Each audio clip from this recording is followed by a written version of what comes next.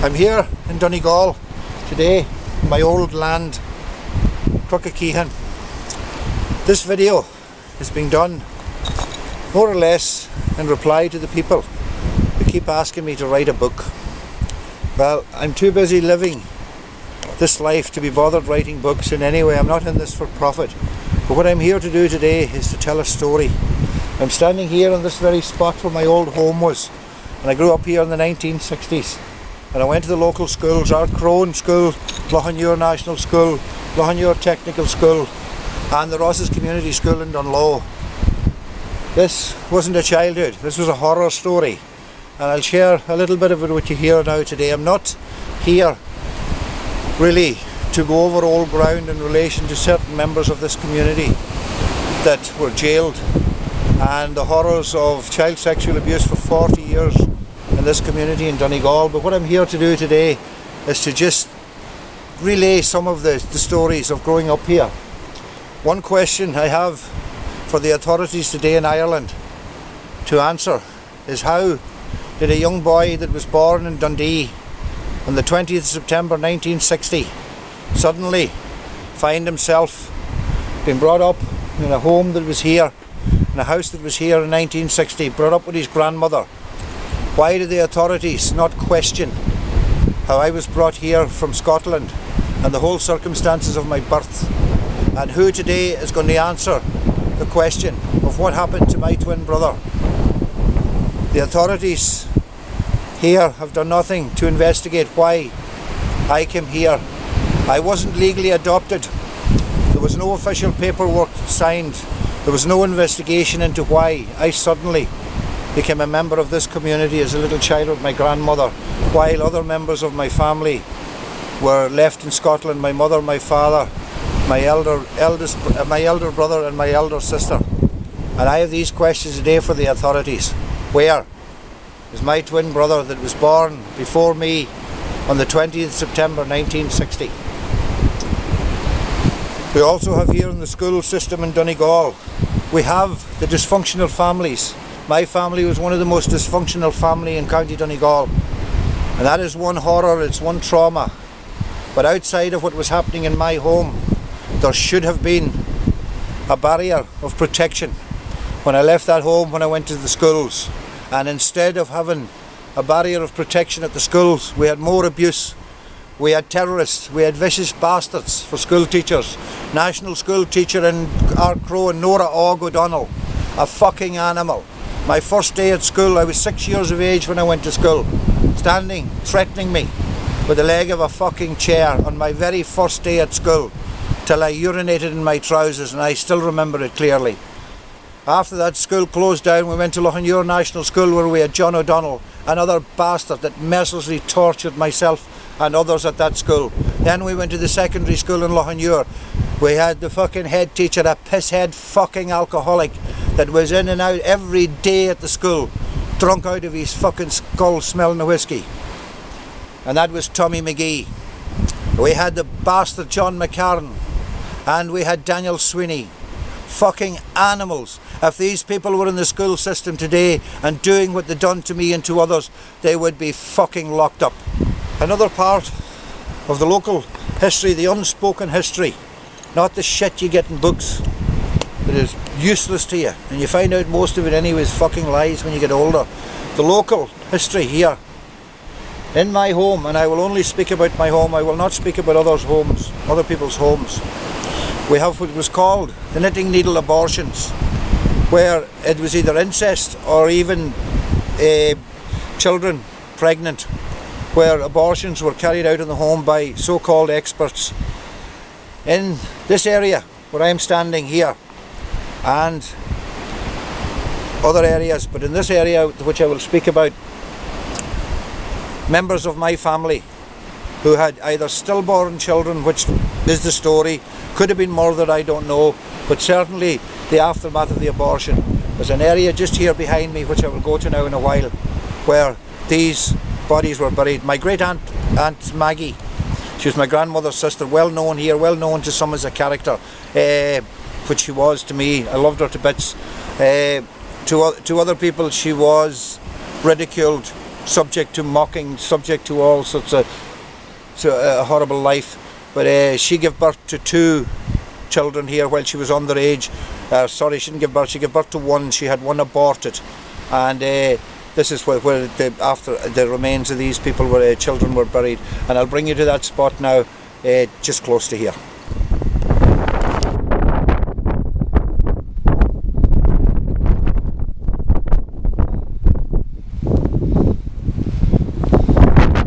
Just there, that's the spot, just right where I'm standing. Down here there's a valley down here.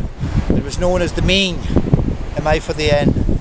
And down here is where all the aftermath, shall we say, of home abortions, stillborn and possibly murdered children were buried during the early 1900s and afterwards in this area. We didn't just have what's known as Annagry, which is down further, as you can see in the distance.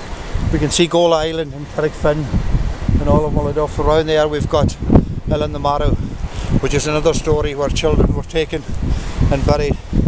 People responsible for this, let's take aside the individual circumstances of how these pregnancies took place. Matter for another day. People responsible for this, the cover up of this, and what created this society of secrecy and children having to be buried in secret graves in Ireland, is the Catholic Church, the Roman Catholic Church in Ireland. These people came to our country. We looked after them. Looked after their priests and their nuns, and looked after them in every way possible, and welcomed them into our homes. And they lived in the lap of luxury. We lived in poverty. I grew up in a barn, a place where you couldn't call it a house, and yet you still had to donate to these people. We had the offerings books where people, when they died, people would donate money. A little book was kept, and money was donated and expected to be donated. And this money went to the fucking church. It didn't go to the families, to the people that needed it for the burial. Nothing. Everything in this community that I grew up in, my schools, my community, the whole fucking lot of it was controlled by the Roman Catholic Church in Ireland. That is what my crusade today against the Catholic Church is. It's a personal battle. This is not about other people. This is not about compensation. This is not about anything to do with money. This has got to do with just me, one man, telling my story. I grew up with my grandmother. I told you the circumstances how I ended up with my grandmother here in Donegal. I grew up with word of mouth from my grandmother, who was born in 1900. My great aunt Maggie was born in 1912, and I have all of this history in my head, and that is what I'm here to do today, to speak this history. And now we shall go to other areas. We shall go to Loughnure, where we'll have a look at the schools that I went to, and I'll tell another little bit of my story there. Thank you.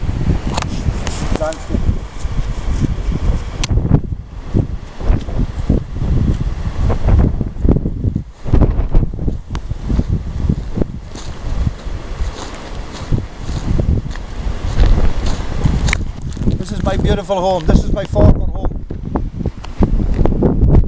Sold for a pittance. That house was put up for bail from my uncle in 1999 when he was facing abuse charges for over 40 years of abusing children in this fucking community. It was sold a few years later after he was convicted. Sold for a pittance. There was supposed to be a deal done where I would stay silent, and when they sold the house I would get a cut out of the money. There was a meeting held here with my mother before she died and my uncles, and they were going to decide how the money was cut up. I listened to them, heard what they had to say. Met up in Glasgow then in 2000, late 2000, to share out this money, and I told them to stick their fucking money up their arse. I wanted no money. There's no money could pay for this, and part of the paying me was to stay silent. What they didn't know is I wasn't silent up until 99 anyway about my uncle, but they weren't to know that. Certainly I'm not silent today. How much money do they think I would want? How much money? What could compensate for what was done to my life? How much? 200,000, 300, 4, 5? How much would the Roman Catholic Church in Ireland need to pay me now to silence me and stop me from talking? 500, 700,000, a million? You can stick their fucking money up their arse. This is my story and I'll tell it.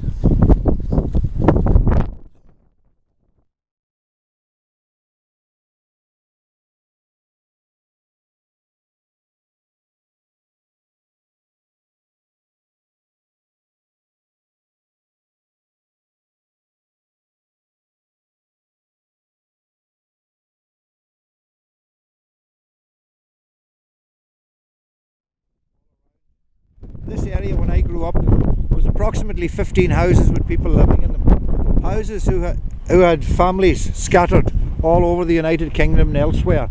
And this place was alive, and I mean alive, in the 60s and early 70s, early to mid 70s, with children in the summertime, with people visiting. 1976, 77 onwards, this became a ghost town. Nobody was coming home, nobody was bringing their children on holidays. Suddenly, nothing. Now why would that have happened? Why would that have been?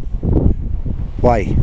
Anyway, earlier when I was filming, where I showed you where bodies were buried of aborted children and stillborn children, possibly murdered children, I have no evidence of it, but so we know Ireland now and we know the stories. And that is the area just over there.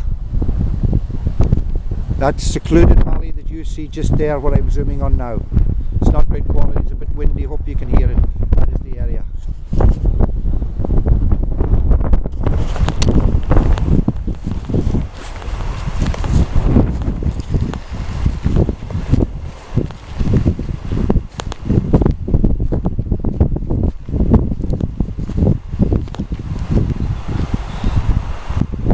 So this is Lochanure.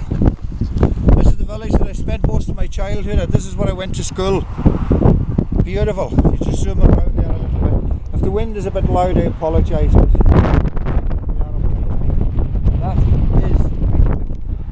that's a beautiful, beautiful landscape. Have a look at this. This is the village that housed Father Eugene Green. Now before I speak about Eugene Green, and I'm not going to say a lot because it's been very well documented. My own uncle, Peter Park, it's been very well documented, so I'm not here to go over that. That's been a matter of the courts being dealt with. But I will say this. Look at this fucking thing. This is a cross on the top of Lochanure, the village where Father Green comes from. The priest that's responsible for all the abuse for over a 40-year period in Donegal. One of the most notorious Roman Catholic priests in all of Ireland. And this is the fucking thing they've up here. A cross. Did anyone think if Jesus Christ comes back, they believe them? Do you think he's going to be fucking interested in this cross that's here?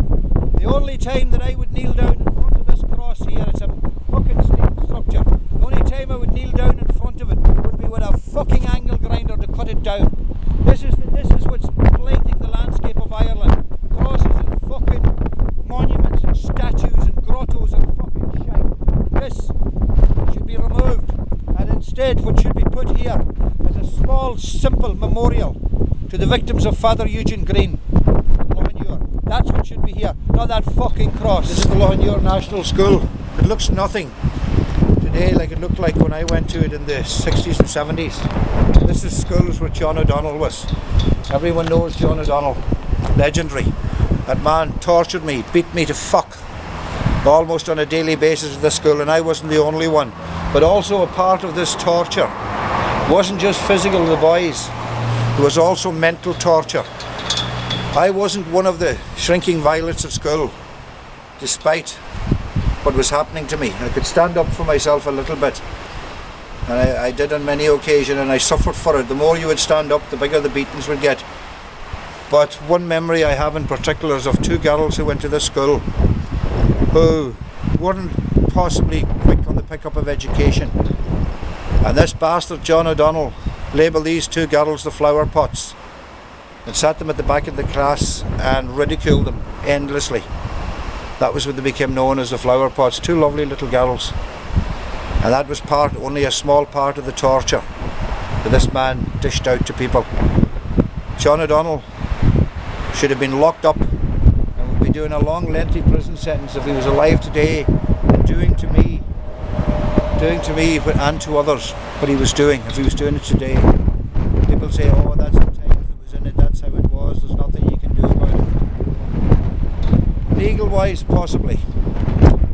We've had people here who have had justice for various institutions in Ireland. There'll never be any restitution, or there'll never be any justice for the people in the national schools in Ireland, the Catholic run national schools, the mad fucking crazy Catholic teachers, and the violence they dished out to pupils at schools, national schools around Ireland.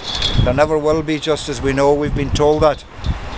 I've been speaking to people, and that is the view on it. It's not going to happen. So they're going to have to fucking listen to me. I'll be talking, I'll be telling my story.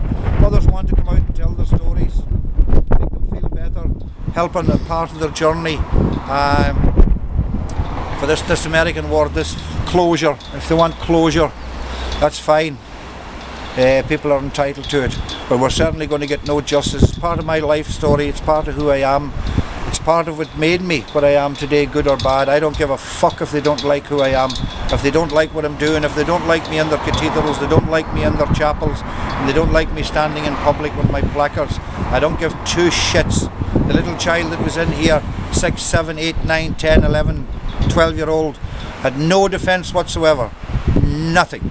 A defenceless fucking child. All the children that were in here, that the shit was beat out of them on a daily basis, and in some cases had to go home and face the same or face worse and have that daily in here. These bastards, the least that's going to happen is they're going to hear from me, and they're going to hear a lot. And over the next year or two, I'll be doing a lot of public appearances in places like this and telling my story, and I'll be disrupting a few places with my protests. It's what I do, and I do it because I want to do it. I do it because I like doing it, and I'm just going to keep doing it. I don't do this for money. I have no website, I have no PayPal button, no donations, I'm not funded, I have no group that I work with. Just a couple of individuals who I would class as very, very good friends who on occasions like this come with me. I'll tell the story, and I'll keep telling the story. There's a lot of people who are never going to, I appreciate that, but they know what happened. And when I was here before in Donegal in 2008, I had a lot of the people who went here to the school when I was here, witnessed what happened, were victims of it themselves, and at least now we get a small pat on the back and saying, fair play to you, at least you stood up, you tried standing up when you were a child, and look what happened to you, and look how they tortured you, and fair play to you for speaking out now. That's good enough for me. That's good enough. If the people that I grew up with that knows me as a little child since I was knee-high to a grasshopper, if I get a pat on the back from one or two of these people every 5 or 6 years when I bump into them, hey, so that's what it's all about. I'm here, I'm still alive. Fuck yes. Fuck yes.